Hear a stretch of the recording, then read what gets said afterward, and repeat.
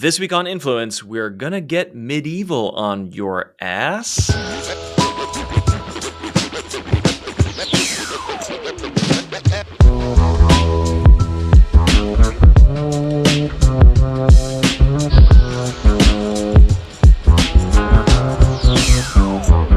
Greetings, Netscape navigators. Welcome back to Influence, the show about internet creativity with me, Matt Silverman. I've been covering that topic for an ungodly amount of time, and thanks for hanging out with me for yet another week. This week, we're talking about a couple things that I love dearly, and I'm very excited about my guest. It's video games, but it's also history, because my guest today does both of them somehow. I don't know how he is still alive after all these years doing all the things on the internet, but we're going to find out about that. He is the CEO of the video game developer and publishing house Rebellion, which has been making games since 1992. I've played some of them. I've been playing games since 1992 and before.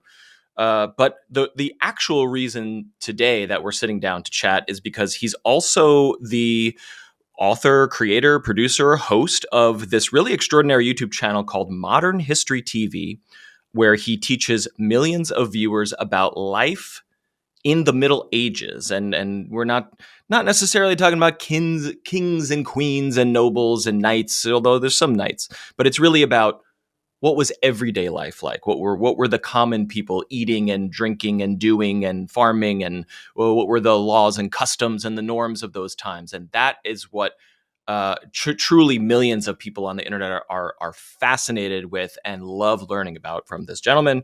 And here's the thing: he doesn't just sit in his office and explain these things, video essay style. He gets out into the world. He wears the clothes. He wears the armor. He cooks the food that he's talking about. And I'm going to ask him a lot of questions about that momentarily. I can't wait to get into it. I don't want to let us tarry no longer. I must welcome Jason Kingsley to Influence. Hello. Hello. Absolutely delighted to be here. Thank you for having me. Thank you for joining. We were chatting briefly before we hit the record button, but it's a very busy time for you and your company. So I really appreciate you taking an hour to chat with us. Yes, yeah. Well, the best laid plans of mice and men. We always try and space out our big games, but right now we've got two big games coming out in the same quarter. We've got Sniper Elite Resistance and then Atomfall, and that was not the plan, but it's the fact. That's what's happened. So you've got to play the cards you're dealt. Absolutely. I have questions about the launches and the game development, and some listeners have questions about that as well. But we'll get into that. Before we begin, or as we begin, first of all, your last name is Kingsley. Correct. So you're destined to be a medieval historian, I presume. Where did that come from? Well, the funny thing is, history for me wasn't one of my major interests at school. It was more biology and the sciences, and I always had a background interest in fantasy and Lord of the Rings and sort of tales semi-set in history. But as I've grown up, I've been more and more fascinated in people like us and ordinary people, and what did they do and how did they feel about life. And we hear in history so much about kings because they got written about, because they're the rich ones. They got written about. But what are ordinary people doing? What are the people that are cooking in the king's kitchens? How do they live their life? What was it like to cook for a king? What was it like? Well, quite frankly, there were some jobs that still exist today, but in a slightly more mechanized form. Dung collectors. Somebody emptied the latrines. So somebody dug up the latrines of the king. So, right. What was their life like? What did they do? They were actually called gong farmers and night soil men, and very, very important part of maintaining, as are all service industries, hugely important but unsung heroes of society today and back then as well. Right, and the connection to today.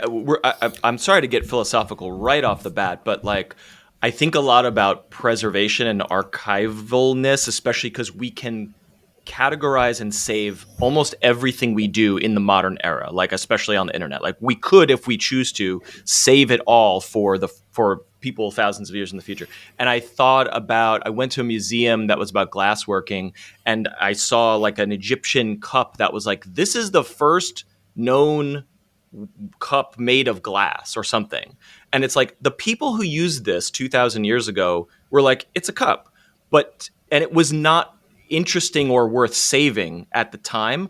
But 2,000 years later, we are looking at it being like, oh my God, this pot could be the first one. So it just makes me think about, what should we be saving for future generations in the information age? I agree. Often it's the small things that you absolutely know everybody knows, right, that become really important for historians, and nobody wrote them down because nobody thought anybody would be interested, with a few exceptions. We do have the diary of Samuel Pepys, for example. So I think 16th century, I can't quite remember, but he little things. So he's writing a diary. He's not really writing a note to the future. He's just writing his own mumblings and things, and some of it's quite scandalous. But he talks, for example, about the fire of London is happening, and he buries a cheese in the garden to save it from the fire. And you think, you know what? I've never thought about how valuable cheese might be, let alone going to the extent of deciding to bury it in the garden and come back again, because the fire would have passed over, it will be protected underground, and you still have your cheese. And it tells us so much about the values and the concerns of people. That's why, for example, I did a video, I looked into tally sticks, for example. So how do you prove to the tax collector in a semi-literate society where pen and paper isn't easy to get hold of necessarily, how do you prove you've paid your taxes? So if the tax collector turns up next year and says, Bill the peasant, you didn't pay taxes last year, you can't show a receipt or go online and say, look, here's what are you going to do? You can't afford to pay them again either. So you end up with a stick that's notched, and then you keep a piece of it and they keep a piece of it, and it's split, and the two notches match up. And this was done for high and low. This was, you've got notches that the size of the notch related to the amount of money as well. So bigger notches were bigger sums of money, and tiny notches were tiny sums of money, and a whole bunch of these were stored in the Houses of Parliament, in London, and then they needed to get. And we're talking about millions of them, I presume. They all dried up. Then some workmen were told to get rid of them, so they decided to burn them in the furnace. This is the medieval version of shredding your business documents. Correct. They were told to burn them, and instead of burning them, they set fire to the whole building and burn the Houses of Parliament down. And so you've got what you've got is this amazing sort of set of prosaic reasons. You want to make sure you keep a record of your taxes. They then get put on one side. They pile up. Somebody says clear them out. Yeah. Some worker decides that easier to burn them, isn't it, rather than take them away. Let's just burn them. It goes bonkers and sets everything on fire, and the whole place burns down. And everybody's thinking, well, that was a bad working day, wasn't it? And I love kind of stories like this from history. I did a piece. I was looking into going on pilgrimage. Pilgrimage in the medieval period was a thing that everybody really tried to do at least once. Every common person, ordinary people, aspired to do this at some point in their life. You might not go to Rome, or you certainly might not go to Jerusalem, but you might go from the middle of England to Canterbury, which would have been a 4-week round trip, or a couple of months maybe in the summer. And it was it was considered to be important to do for your immortal soul, but it was also fun. It's an adventure, isn't it? It's going on a grand hike. But how did you afford it? Where did you stay? You don't have money in the same way we have today. Right. Well, the simple answer is you stayed at religious institutions who were set up to help pilgrims, because it's part of their religious kind of practice and observance to help pilgrims. Yeah. And you suddenly realize it was all interwoven.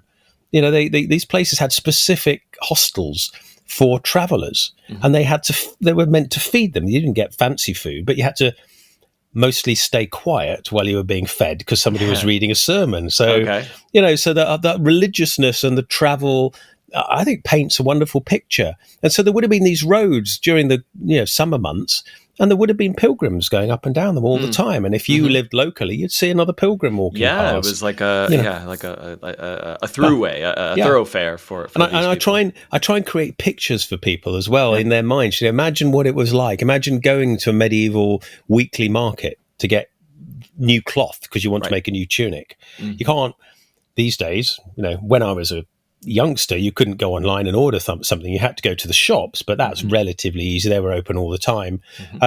Now you just go online and type in "send me some cloth" and you get it in a few days. But then you have to then you had to walk to market on market day and see whether there are any cloth merchants, and maybe there's only a limited choice, but you wanted to make a new tunic, so cool, you buy some cloth and then walk back and then start making it. So the pace of life was different, but what we wanted was broadly, basically everybody wanted to live a peaceful and prosperous life if they could.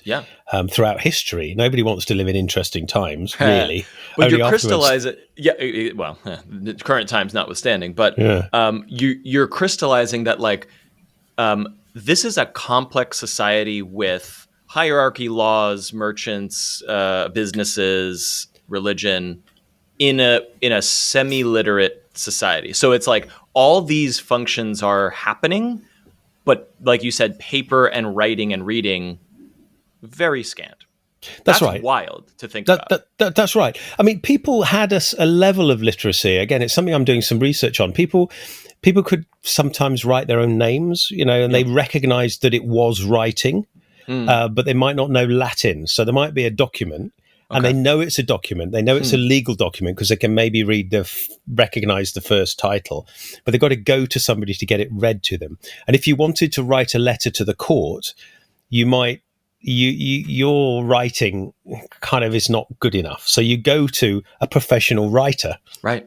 There was a job called scrivener, and they were professional writers. They were basically living printers, and you would dictate your letter to the court or whatever it might be, your statement. Siri, write my letter of grievance to the court.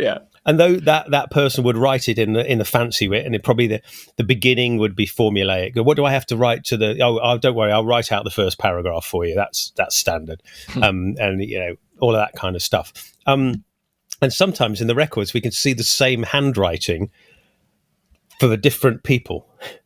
Because it's the same scrivener is writing it. Yes, and all these wonderful documents. But they also were very practical. So, for example, when they had these markets, there would be issues that would pop up.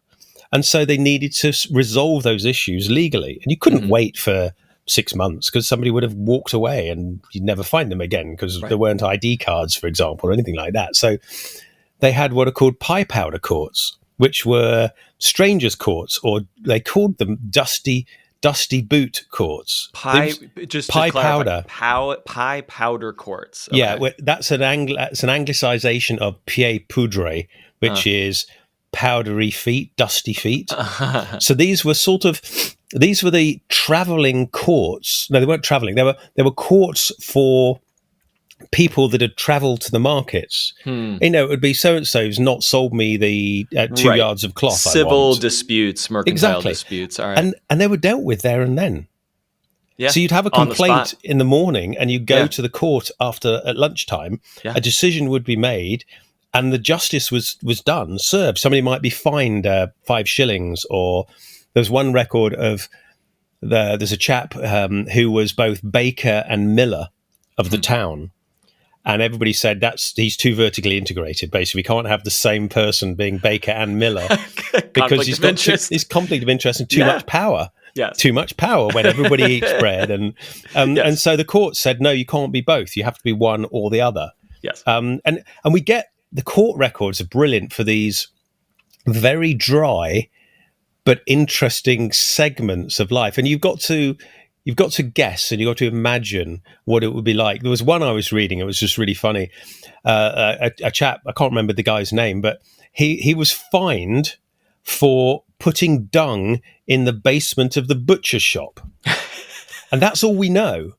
Now, Right. We don't know why we he don't did know it. why. Was it We don't know. Was malicious? Was it an Yeah, accident? What happened? yeah. And what's the story behind the courts having to fine somebody for putting dung in somebody's basement? Right. We don't know. We can make it Mhm. up, but it's a Mhm, brilliant mhm. beginning for imagining this active, interested, and colourful world. Right. Because colours are very important in the medieval period. Okay. The colour of cloth was to do with status. So bright or deep colours Mm.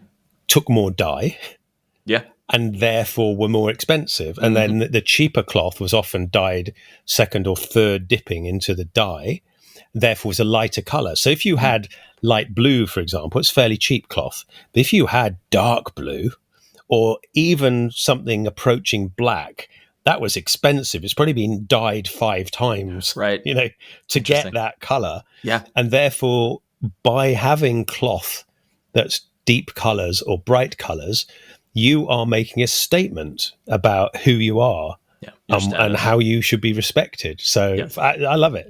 It's just great. Well, okay. You're answering a lot of my questions about like what have you learned and what are the most interesting things. But backing up, just to kind of chronicle the chronology of your path. First of all, you are a knight of England in some regard. What is Yes, that all about? I have a CBE, which is a civil honour. There's various levels of it, and I'm kind of level 3, if you like, put it into games terms. You're a level I'm a 3 level 3. scrivener. Yeah, it is. It is an order of knighthood, but it doesn't grant you the title of Sir before your name. Yeah, I Okay. have to. Okay. I have to go one higher. I have to level up. Yeah, level Did up. you Ding. when this was bestowed upon you, and this was because of like business and Yeah, economic contributions to correct. Yes. England? I mean, did you meet the Queen, or is this too low level for that? No, I met I met Prince Charles as he was Okay. then. Okay. He's now our king. So yes, I did. He wasn't the king when I met him, but he is Right. now king. Okay. And we had a little chat. We actually had a chat about jousting because Ah. as sort of important people do, they've got to make polite conversation for 10 seconds, or Sure. what do you do, blah blah blah. And I thought, well, I'm just going to see if I can shock him a little bit into into actually engaging, because this is a job. The guy does a good, yeah, but it is a job. He does it for all the people getting awards. It's super special, and I know it's special for them as well. But they do this weekly or monthly or whatever, and so it's a function. But he probably understood you as a business person. But did he know that you were like what video games are and what games are? Yeah, what we the had a games very brief industry chat. is doing? Yeah, we had a brief chat about that, and then he said, "Well, what do you have any hobbies?" And I said, "Yeah, I ride and train medieval war horses, and I joust." And he went, "Jousting? Good grief!" So we had a very brief conversation about jousting and medieval things and like that, and then he shakes your hand, and then you go away again. So, but it was great. It was at Buckingham Palace, so you get all the functionaries around there. But what is fascinating is they have a system because they've got to get through a process of giving these awards to various people. So there's a lot of people getting them. They're still prestigious, but they say don't start going towards the Prince of Wales until they say the beginning of your second name. So it's quite military. They're all ex-military, Right, sure. They're very organised, and they said, and if you forget your name, we will push you. We will push you in the back to indicate that you should walk forwards. Because obviously people are so incredibly nervous and that just they're standing there frozen on the spot, frozen or fainting or something. Okay, yeah, exactly. All right. So they're wonderful. So yeah, yeah. So yes, I am officially of an order of knighthood, but I'm not technically allowed to use the name Sir. The Sir. Okay. Yeah. And so briefly take us back just in your history before we get back to the YouTube channel. Rebellion Games and Rebellion Publishing. Yep. This is in the early 90s all the way through to today. What's the elevator pitch of the company? Well, I used to play games at school. So I was very early adopter of Dungeons and Dragons. I actually played Tunnels and Trolls Huh. for a year before Dungeons and Dragons came along, and Right. I kind of stumbled across it by accident. I bought a copy of the rules. Hmm. I bought a copy of the rules and persuaded some of my friends to play a thing called a role-playing game, which, of course, Yeah. nobody had a clue about. Nobody This knew what it is was. mid 70s, late 70s, Yeah, it would have been late. or early Would have been 80s? would have been late 70s. Yeah, late 70s. Okay. Yeah. And I was doing my studies. I studied the sciences. We do a broad church of subjects up to 16 in the UK, and then from 16 to 18 you specialize more. You do 3 or 4 specialist subjects, and I specialized in the sciences. And then I went to Oxford and did a zoology degree at Oxford University. But throughout my academic training, I'd always kept an interest in knights in armor, horses, history, and adventure, really, sort of history as adventure. And I'm lucky enough to have horses. I rode horses competitively at a very high level, international competition level, show jumping and dressage, and kept that going throughout my life. And then Rebellion kicked off. My brother and I wanted to start a computer games company. That was a very new business, but we thought it was really cool and interesting. And Chris was more technical than me. I did some programming in the early days on the Commodore PET, for those that might remember that particular piece of hardware. But clearly it wasn't my passion, but it was his passion. So he did the coding and I did the artwork and design. And then we just sort of started Rebellion arguably in a fairly naive, let's have a go at running a business kind of way, without any business training. There was no YouTube at the time. Of course. There weren't really books you could buy about it. You just had a go at making stuff and selling the industry was so young at that time anyway, so there were no rules per se. Correct. And small ads, you had small ads in the back of magazines. That was your route to an audience. Or you would go to a computer games fair and you would have copies of your game in plastic bags with some photocopied manual or something like that, which you'd made 20 of them and you'd spent yesterday evening folding them and putting them into the plastic bags. And it was a frontier. It was a new frontier of entertainment. Right. And the two of us made games from start to finish, came up with the idea, did the coding, did the artwork, and did the testing, I guess. Right.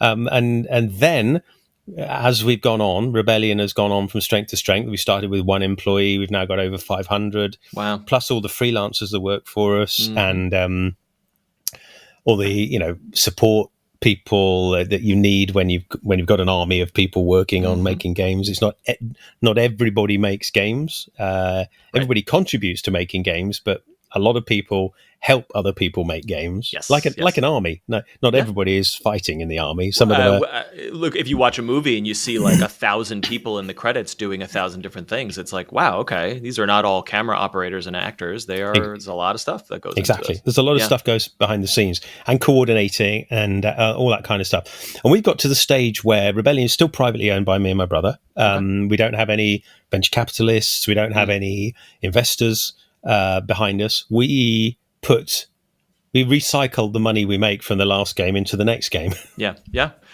And in a games industry that is so volatile, especially right now, the story of Rebellion is feels unique. That slow, sustainable growth and sort of stability and profitability into 2025 is special. As far as I can tell. I think we've been quite lucky, but also I think we've also managed the luck we've been handled. That's that we've been dealt. I get that. Yeah. So it's a sort of combination. It's like, hang on, this bad thing's happened. Right. How do we make it not so bad? Yeah. Exactly. This good thing's happened. Great. How do we make it even better? How do we make it the best it can be? Exactly. So you're running this successful company and things are going well, ups and downs, et cetera. But I think 2017 is when you started the channel. Is that correct? Yes, 2017. Yes. And it came from a place of realizing that the media landscape was changing. So I'd done a lot of work. I'd I've done a lot of work, started a lot of riding stunts in various movies. I've been an extra in lots of movies and things like that, and it's sort of enjoyed the process. But as an extra, you're crowd. You're nothing particularly special. You're just in the background, and when you watch it back, you go, "Was that me? I can't remember." Yeah. Were any notable movies that we would know where you're riding, or we see you going through the frame? Lots of them. So the Merlin TV series, Okay. Robin Hood, Prince of Thieves. I was in. I was one of the fighting men on horseback. Goodness me, lots of them. I'd have to sort of dig up the photos I've got. No, that's great. But lots and lots and lots. I did lots of Inspector Morse as well, the TV show Inspector Morse. Is that must be a British show? It's a British show about a detective. There's lots of murders in Oxford in this fictional version of Oxford. Obviously, there aren't that many murders in Oxford. There's an awful lot more murders in this TV show than there were in real life. Thank goodness. So I was in that in many times because I was a student at Oxford and got offered the role of policeman or bystander or whatever, and you get paid. You get fed, which is always useful. You get lunch, and then you get a little money on the back end, and you go about your life. Yeah. And as a student, it's great. You don't have to walk very far because you miss a few lectures and you earn yourself some money and had some fun. Great. So I did all of that, but then I thought this YouTube thing. I'm a huge believer, as you'll see, in trying things to see whether it makes sense because. Book learning and armchair theorizing is great. There's nothing wrong with it, but it gives you a perspective. And I think, so for example, for me, what's it like to wear armor? Well, I can tell you exactly what it's like to wear armor because I have. What's it like to fight in armor? I can tell you because I've fought in armor and I've fought for real. I've not been trying to kill people, but I've been really trying to knock them to the ground, and they've been trying to knock me to the ground. So it's just, it is medieval tournament, but today with steel weapons, they're blunted, but they would have been blunted back then. What was it like? Well, I'll tell you, it's hot and hard and quite frightening sometimes, but it's also very thrilling and very interesting. But so this is the root of like I was saying at the top of the show, like you get out. You're not just sitting in front of a camera. You're Correct. out in the world. Your videos, for those who are not familiar, and I do want to play a few clips of them in a moment, but you're out in the world, you're wearing the armor, and you're speaking from experience. So, you know what? Why don't I play a few clips of your channel here so that listeners and viewers can get a sense of your work if they're not familiar? And then I have more questions for you in just a moment. The population of medieval England is actually quite hard to estimate. The Domesday Book, that fantastic document written by our Norman conquerors, Duke William of Normandy in 1086, catalogued a huge amount of the country in a vast amount of detail. But it actually only mentions about 283,000 people. And it misses out some very big categories. Women, children, the clergy. It doesn't talk about London in particular. And it misses out some parts of England as well, because it wasn't fully completed. So of that 283,000 men that are mentioned in the Domesday Book, we projected up to be something of the order of 2 million, 2.5 million people living in England in the medieval time. In the 11th century, most of the population lived in villages, in rural communities. And by most of the population, I mean estimates vary between 90 to 95% of the population, leaving 5% of the population to live in the growing towns and cities. London was quite big, but by comparison to today, absolutely minuscule. What that means then is that the vast majority of the medieval population were peasants. Typically, peasants were divided into two broad categories. They were serfs or servile, or they were freemen or free. Outside of towns and cities, most people in the medieval period prepared their own food. If you were relatively modest, a peasant, for example, which most of us were, you'd have your own hearth and you'd make food in a skillet or a ceramic or iron pot. There were things like frying pans and equivalent around, especially later on in the medieval period. And basically, you made the food yourself. If you were rich, you had ovens and you had a kitchen and you had staff, and they would prepare the food for you. But in towns and cities, things started to change. Taverns, inns and alehouses are three establishments where alcohol was served. But what's the difference? Well, taverns were introduced by the Romans. comes from the Latin taverna, which is an inn. But it has a bit of a specialist sort of connotation. Taverns in the medieval period were where you could drink wine, and they were considered to be a little more upmarket than your average drinking establishment, although they varied, as you can imagine. There were really upmarket taverns and really quite down and dirty taverns, of course. Now, wine in the medieval period is any alcoholic beverage which is brewed from fruit. So obviously the fruit of the grape, that's what we know as wine, and most of the wine in this country that was imported was red, but English wine did exist. So the fruit of the grape, but also technically cider and perry, cider being from apples and perry being from pears, were incredibly popular and were considered to be wines because it's a fruit. We don't really think of them as wines anymore. Although people today do make elderberry wine, which I always thought was a bit strange, but of course elderberry is a fruit, and therefore if you make wine from it, then that's what it actually is. It's literally a wine. What I'm fascinated with your style of production is that it's obviously so deeply researched, and now I'm learning that it's coming from personal experience, but then also like you're doing a lot of work and writing, I presume. But then when you get up in front of the camera, you're just you and you're just talking. It does not feel like you're reading a script or performing. And often there's long takes without a cut. So like, do you just have all the knowledge in your brain and then you're riffing, or are you sticking precisely to a script? What's your workflow like? I tend to, if it's a very technical subject, I tend to try and write a script, but it's more so that I can feel I've kept everything in the right order than the words for me to say. So I don't read a script, no, and I'm not trying to remember a script. I'm trying to remember the points I made in the script and what I want to say in this section. Because sometimes I can get ahead of myself and I go, and also as a result, and it's like, hang on, no, I want to say that in the next section because, I've covered that in more detail. So are the bullet points on a piece of paper behind your cloak, and then in between each take, you're like, okay, now I got to go to this part. Like, pull back the curtain a little bit here. Pull back the tapestry. Sometimes, yes, if it's very technical, or also dates. I find if I want to talk about, a king at a certain time enacting a certain law, I will try to remember it, but often I'll think, I can't remember it. I'll have to quickly get a cheat sheet, Right. But broadly speaking, I try to understand the subject, structure it, and then talk from the heart. And often when I'm saying it, I find other things that I go, and this as well. That's made me think, because I was doing one on medieval taverns and inns. What happens when you visit it? Yeah, I mean, it's one of your most popular ones, but yeah, it is. Yeah, what happens when you visit a medieval inn? How do you do it? Chances are you're turning up in the evening because you're staying over, because you're traveling. So you're not going to go to an inn in the morning unless you're going to meet somebody there and do business, which of course is another thing. But it suddenly occurred to me, my love of fantasy.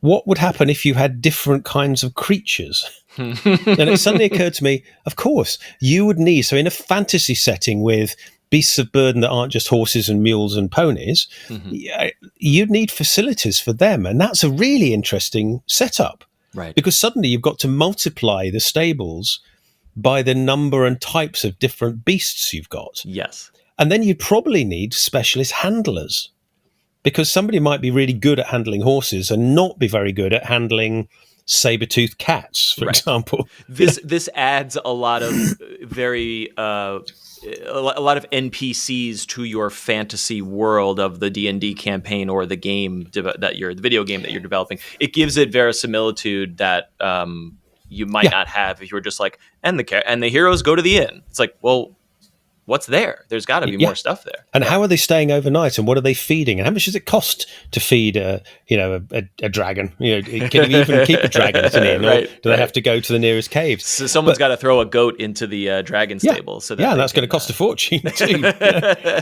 But also there's sort of practicalities. So, for example, can you sleep in armor? And the answer is you can, but it's incredibly uncomfortable. You wouldn't want to do it for very long. It gets very cold. I had the opportunity to go out in my plate harness. It's a mid 15th century Italian Milanese plate harness that I do physically joust in, and I thought I'd go into the cold to experience it. And quick question there. Is the armor from the 15th century, or is it manufactured to be like the No, historical? it's a reproduction. It's a reproduction. It's Okay, a modern day reproduction. So the material is modern steel, so with a modern steel consistency, but it is shaped to be very similar to a museum example, but made for my size and shape. Okay.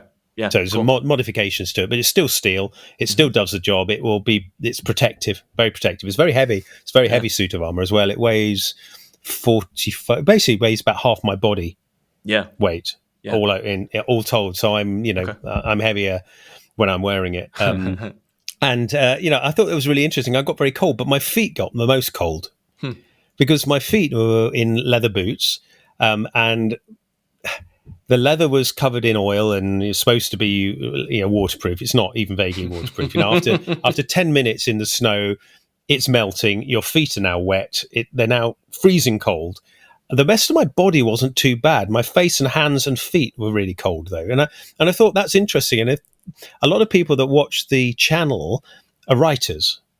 And they hadn't necessarily thought, people have said, that was really interesting. I've got a character who's traveling in the snow and he's in his armor. And I suddenly thought, wow, he will get cold hands and feet and face. And I can explain that. This is so, because you're conveying the lived experience. Man, I never thought about how writers would use this research to improve their work. So what kind of comments and messages? You're getting creative people, writers saying, this is helping me be a better writer. What other messages are you getting from the audience that are appreciative of this stuff? Well, people are saying it's really lovely to hear about ordinary people. Sure.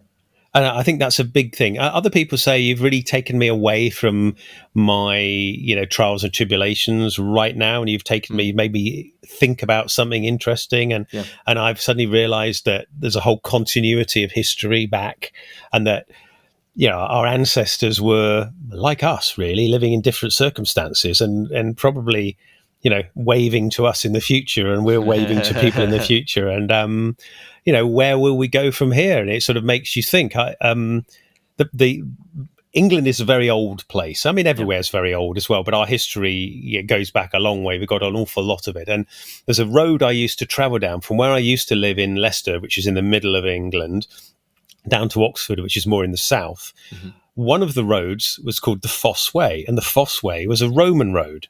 I mean, it's a modern road now when it's covered in tarmac and you drive along it, but it's very straight. Mm-hmm. And I can remember driving, this is well before I did the YouTube channel, remember driving along there, going to Oxford University from home, start the term.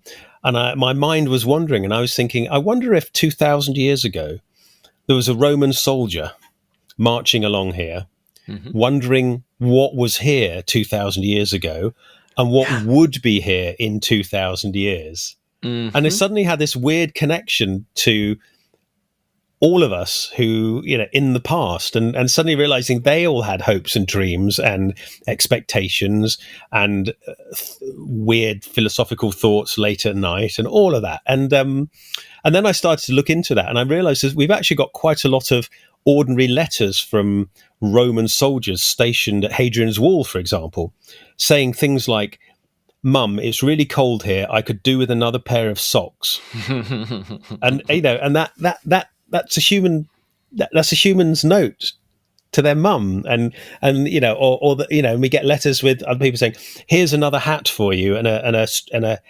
another cloak." And Marcus sends his greetings as well and tells you everything's okay with his cousin, whatever. And these are, we don't know anything more about it. These are just moments in history, which are very private. So trivial. The people who wrote these things were probably like, I just need socks, and I will throw this paper away when I get the socks. But now we somehow have we have it in a museum, and it's wonderful. It's in a museum. Yeah. It's so easy to forget the continuity of history. It's so easy to just be living in your own time and troubles and not see the whole thing.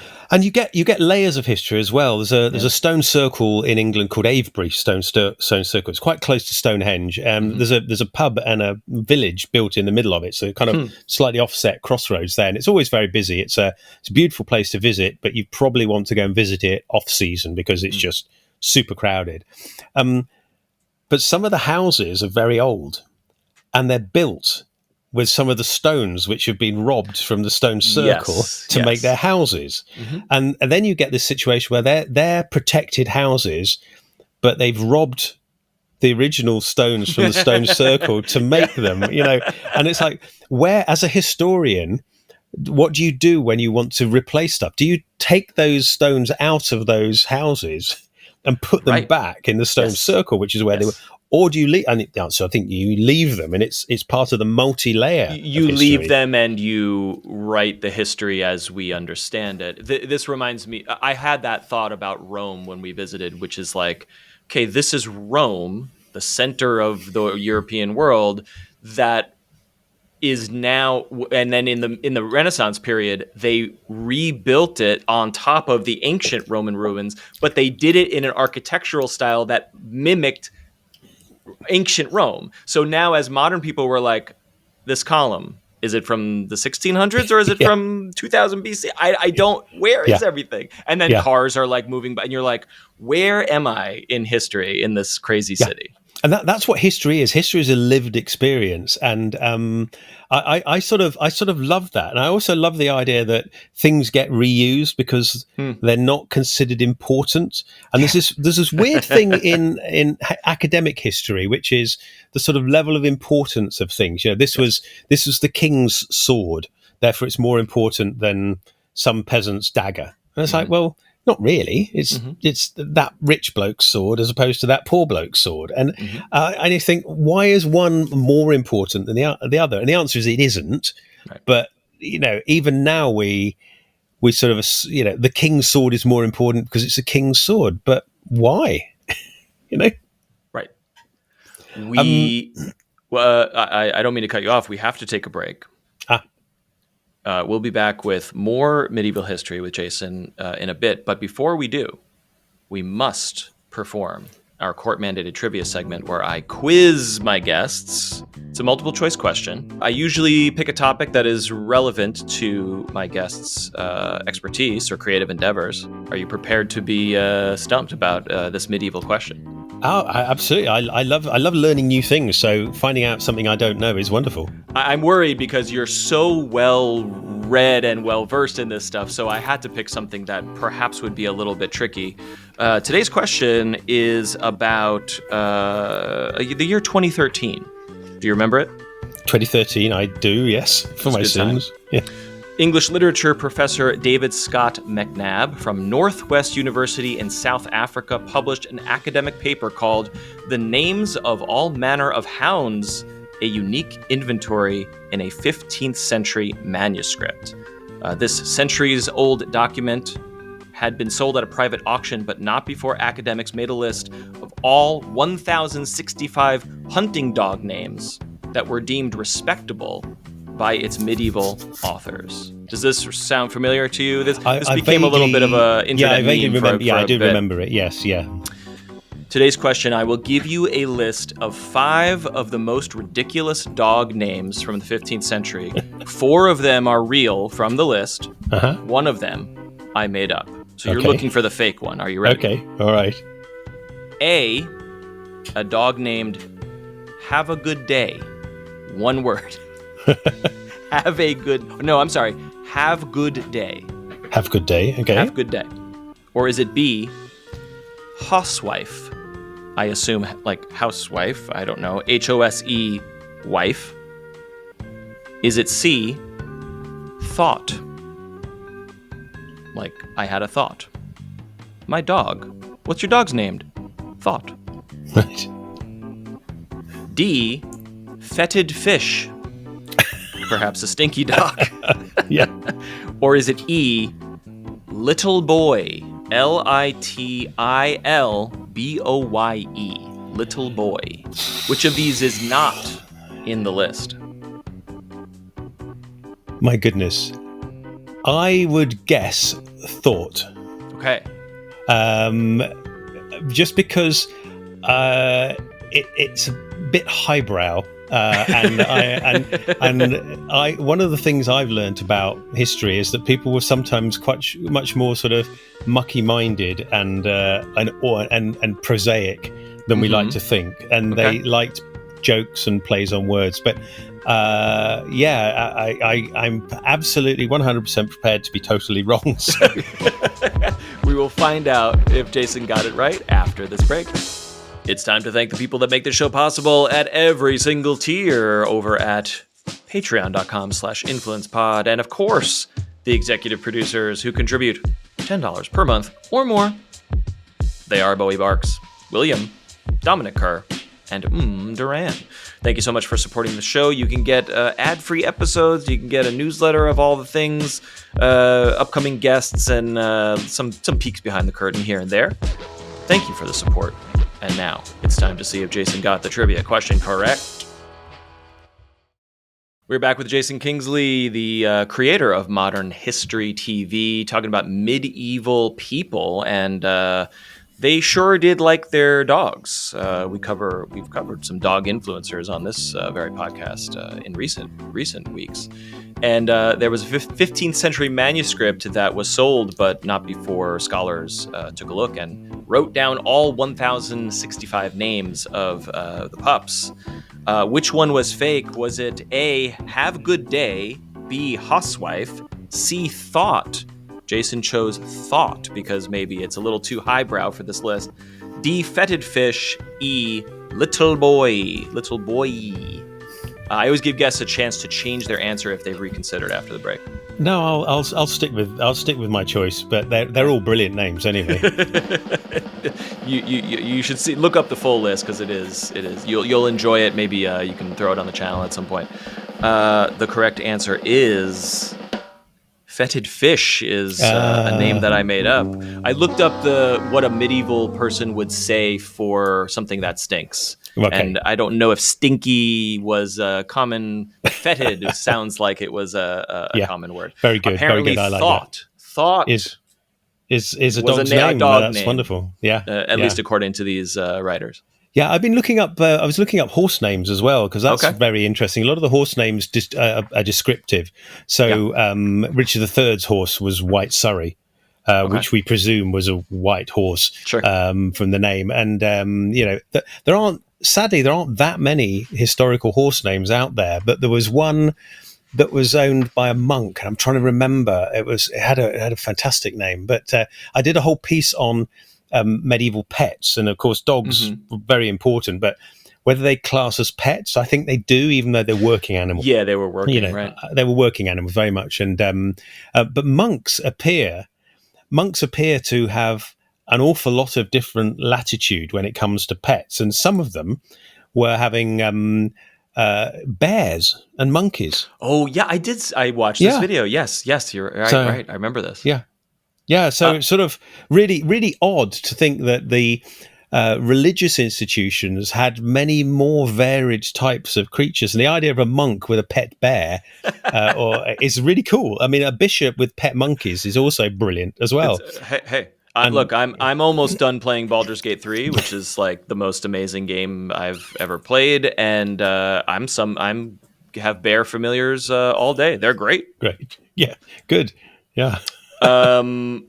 You have given us a lot already, but like, are there at a cocktail party, are there very specific medieval facts about just that blew your mind when you research them? Are there specific things that make people just laugh out loud or cringe, or medical practice? One of your videos is like, the doctor would come around and then he would taste your pee to make sure you didn't have diabetes, and that's just what they did. And I'm like, great, okay.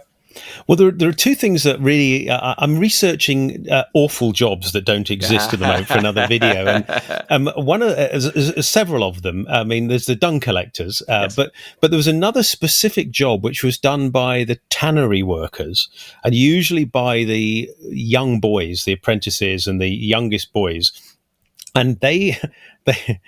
It's just awful. So they often were downwind in any city with the tanneries, because everybody didn't want the tanneries to be upwind because they stank.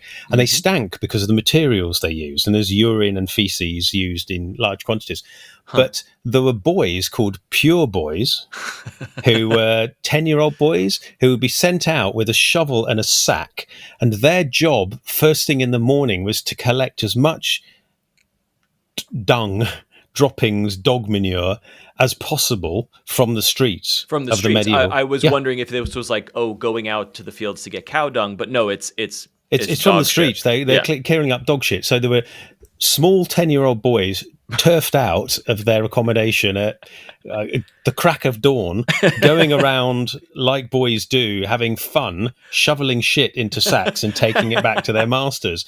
And yet you think about that and you go, that's a brilliant scene. If you were going to you're getting up early in the morning to go to work, there are going to be urchins cleaning the streets, shoveling shit, and laughing and joking, because kids would laugh and joke when they're doing it. Is there historical indication that they enjoyed it and or were getting compensated, or was this just expected of kids? Well, apprentices didn't get money, but they got accommodation and food. So they were officially apprenticed to, like you said, a tannery or something. It wasn't just like, hey, kid, here's a shovel. No, they weren't urchins, sort of, and you're not going to buy a sack of dog shit from them for a penny or something in the morning. No, the ones I've read about anyway. They were pure boys, and there would be hordes of them, and some of them were quite disruptive, and they woke people up early because they were sent out to get the dung, because it was a really important raw material for the tanners, and then they would take it back and empty it into the vats and stir it into a slurry, which was then used. So. But you know what boys are like. They're going to have fun. They're going to be flinging it at each other, and they're going to stink and I just thought of the scene, that just amazes me, that whole stuff. What was dung and urine used for in tanning hides and leather? Like, what was the function? Well, it's softening and making them more supple and changing it from rawhide into usable I leather. thought that was all like, it was like an oil, like a seed oil, and I think that oils. comes afterwards, and I think it's a different kind of tanning as well. Okay. I think there are lots of different. I'm not an expert on this. No, at all, I didn't know any of this stuff. You can use brains as well. I think you can use the brains to tan. I think that's a very North American thing to do. But in medieval England, anyway, they definitely used poo, copious amounts of dog poo, because it had its own name. And the other thing was curfews for pigs. So pigs. So, for example, in Cambridge, which is a place that still exists as a famous university there, on the east coast of and the east of England, we have a record of a curfew for pigs. So you would turn your pigs out, your domestic pigs out, after dark to forage and get bits and bobs off the street, I guess, and then the pigs had to be rounded up and taken back in at dawn. So combine those two ideas. So you've got medieval pigs everywhere. Dawn, whatever, the bell goes or something saying, right, curfew, it's now the morning, everybody's supposed to get up. So everybody's getting up. The sounds of pigs being herded back and sorted out. That's my pig. No, that's my pig. They're all going back into various houses and being locked up. Otherwise you get fined if your pig was causing a nuisance out and about, which again we know of because it happened. Somebody's pig wasn't returned home and knocked over somebody's apple cart, and they got fined for it. Whilst you've got the pigs being gathered in, you've got the pure boys looking for dog poo, going through the streets, mixing with the pigs being herded up. You've got the bakers are already, people are opening their shops. They're putting out their wares. The pies, you can smell pies. There's bread getting ready to be eaten by traveling people. Your workers, your builders are turning up in carts. The gates have opened to the city. If they're locked gates, people have paid their toll and are coming in and setting up for the market day, if it's market day. And, you can suddenly build up a picture of the sights and the sounds of real everyday medieval landscape, which is so colourful and interesting. And you don't get it written about very often, but you've got to put all these different facts together to realise, wow. And now, if you're a writer or a filmmaker or somebody making a D&D campaign, and if you're now saying to the adventurers, right, you've turned up, it's very early in the morning in this fantasy medieval city, it's not empty. Right. It's going to be bustling with activity. They're going to be hungover people. They're going to be tired people. They're going to be people that have been up for hours already, and there's bread cooking, and conjure up this amazing, absolutely amazing landscape of sights and sounds and smells, and it just takes you back there. I think, to me, that's a sort of form of time travel. All the sounds and colors you're painting, then it sounds like New York City or London, except it's cars and snow plows and garbage trucks and bicycles, and that's the sounds of morning in New York City.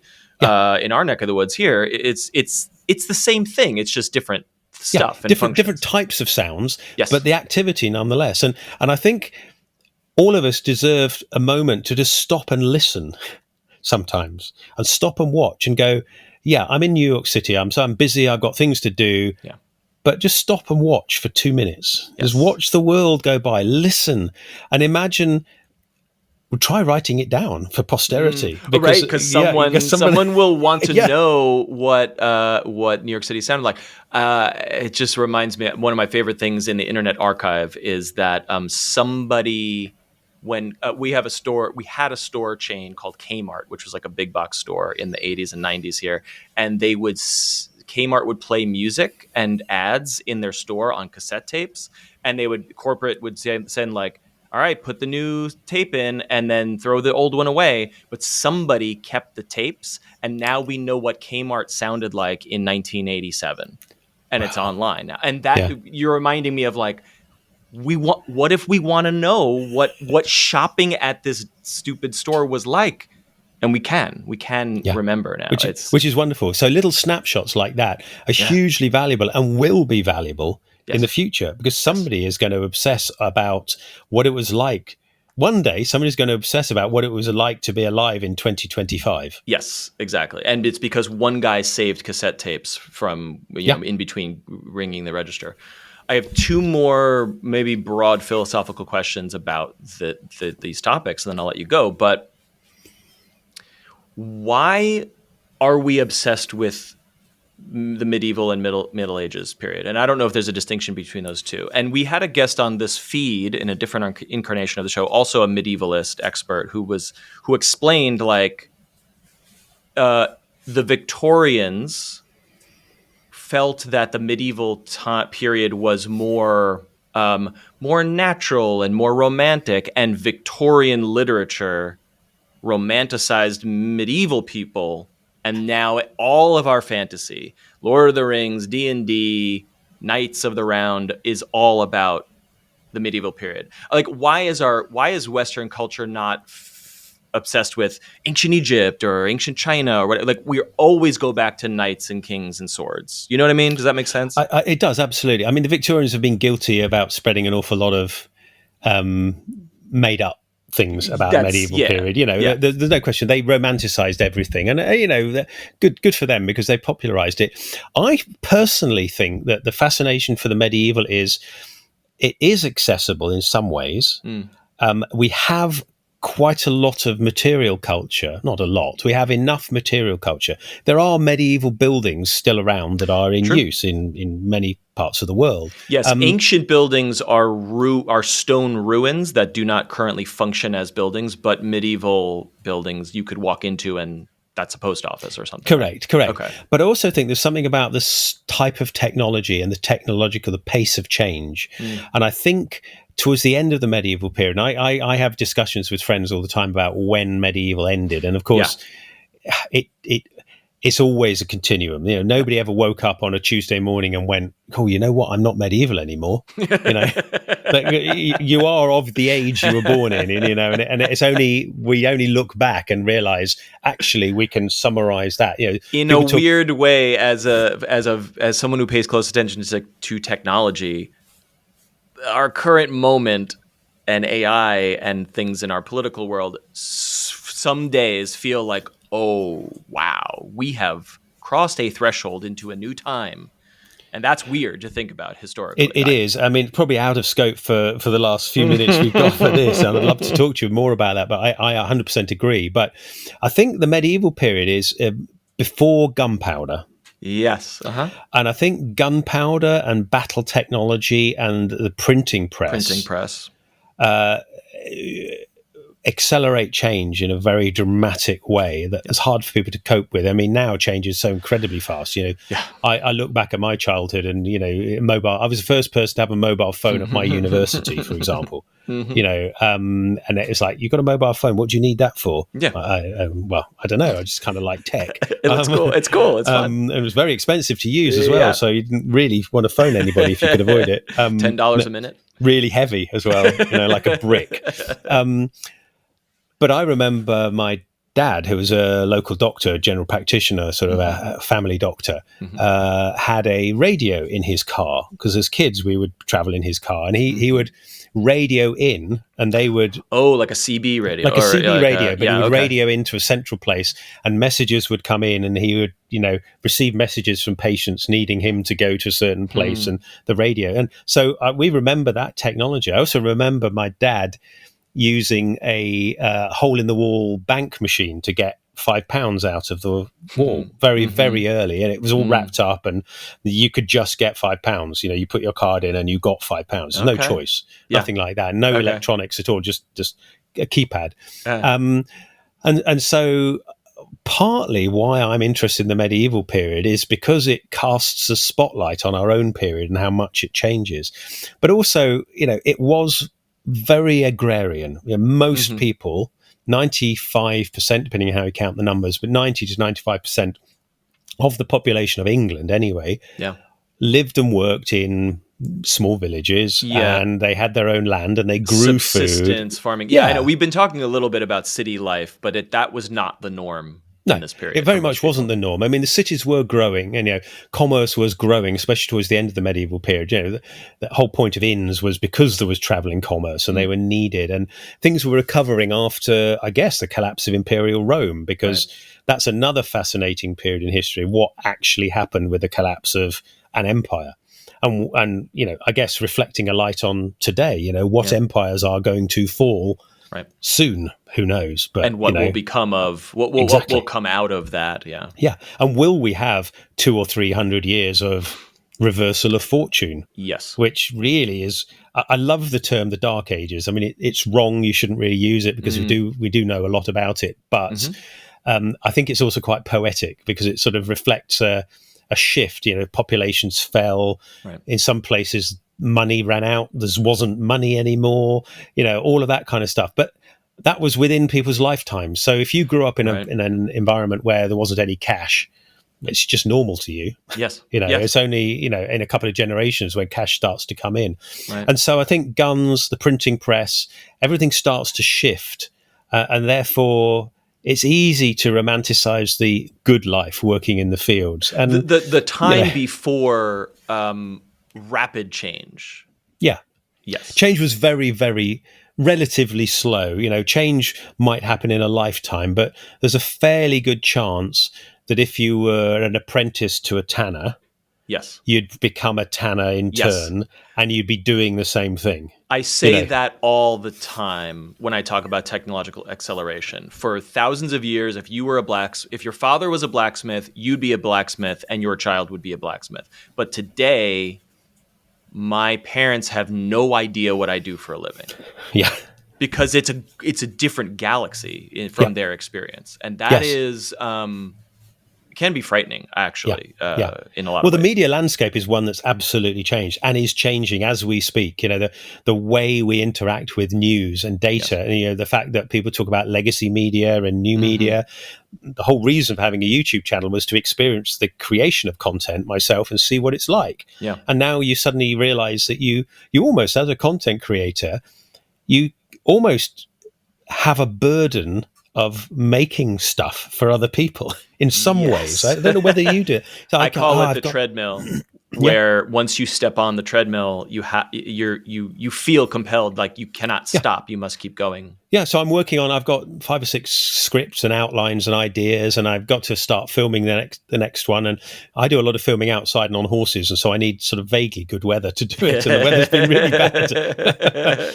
So, I'm looking forward to doing the next one. And, I got out of the tyranny of trying to make a new piece of content every week because I felt that was diluting my enthusiasm. So Yes. I only make content now when I've got something I want that excites me to talk about. Yeah, that's a good and I think it's mentality. great. Yeah. One quick question before my final question: you're still running co-running the company, right? Like, if you were to look at your day, how much of your day is running Rebellion versus making the channel? Like, what do you view the channel as, like a side hobby, or is it like a main core focus? No, it's a job. It's a job, but I've never philosophically separated. I've been lucky. I've never really separated out what I do and how I live. Yeah. So, for example, my day starts fairly early. I'm normally awake at 5:30 in the morning, and I will go through comments and I will answer. I'll triage my emails and I'll go, that one needs to be answered. I can throw that one away. That one's important. And I make myself a cup of tea, have some porridge or whatever, and maybe come up with some ideas, have a look at other people's content, like other YouTube channels, and chill out.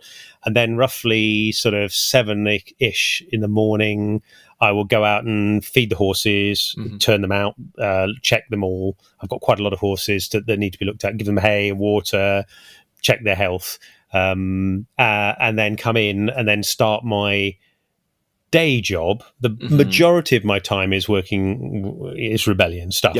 And that mostly revolves around having meetings and coordinating, and nudging and coming up with ideas for the future and hypothesizing. It typically takes about 3 years to make a computer game. And so you've got to be thinking 3 or 4 years ahead. So what do we want to be doing in 3 or 4 years? So, and then lunchtime, I try and do horse things. I try and, if I'm working from home, I try and ride a horse or train one of them.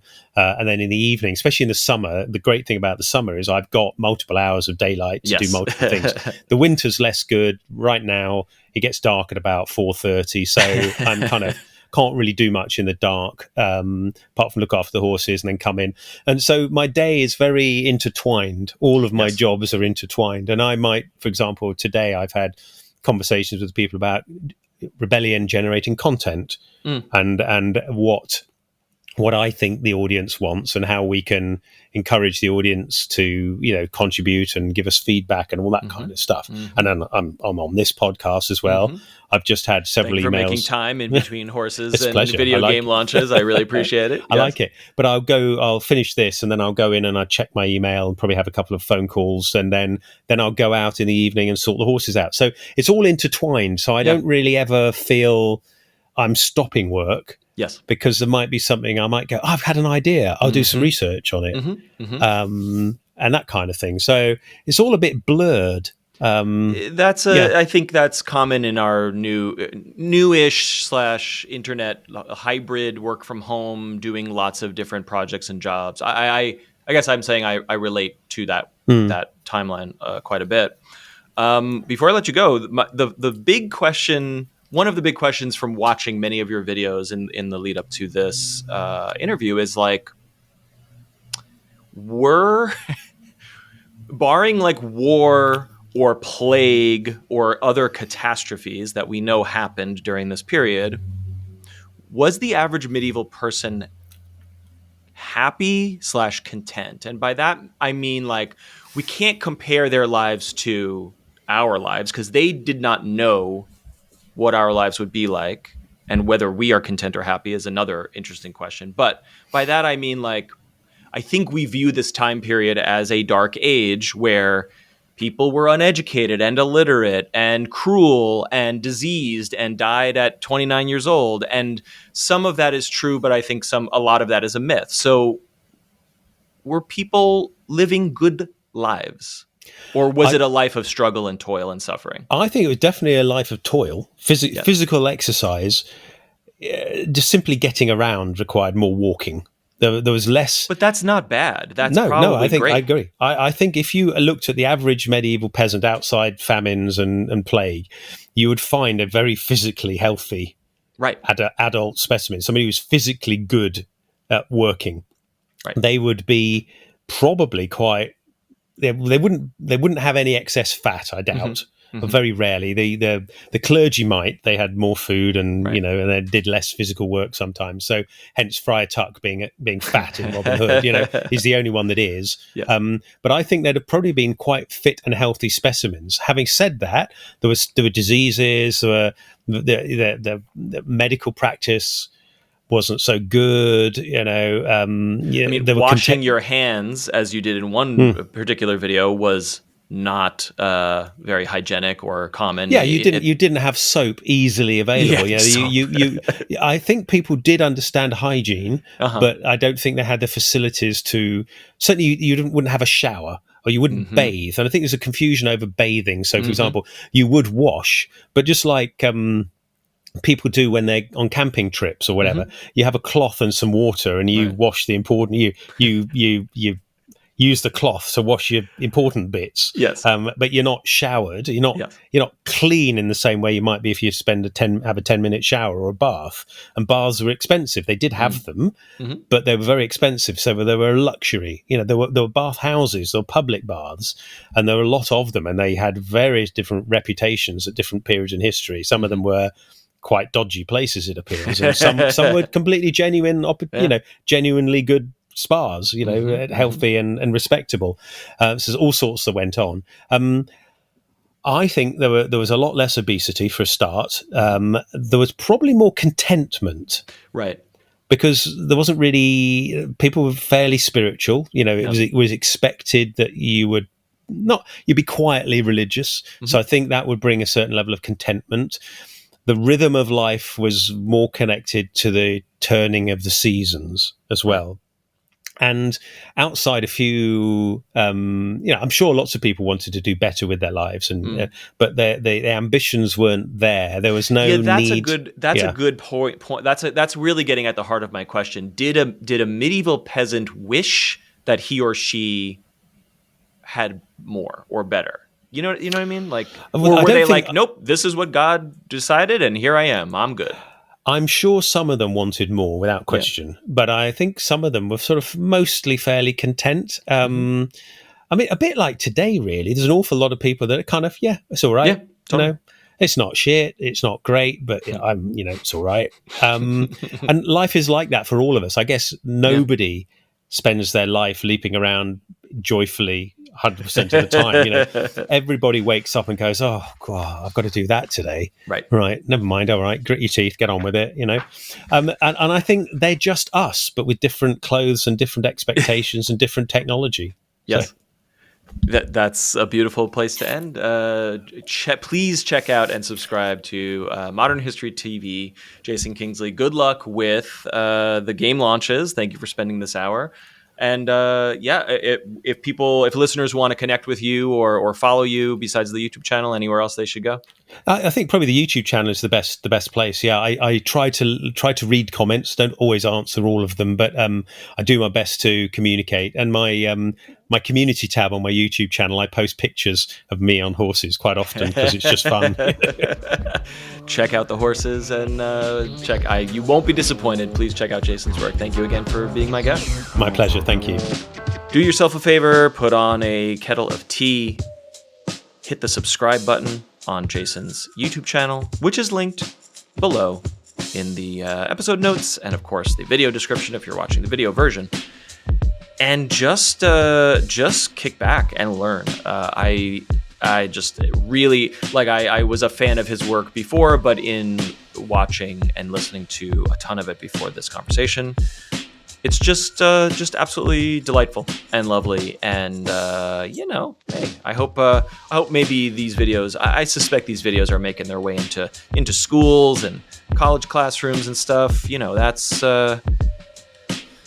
YouTube is great if you know where to look, and terrifying if you also know where to look. So, be safe out there. Please, I implore you to be kind, rewind your podcasts after listening, and I will talk with you in 1 week's time.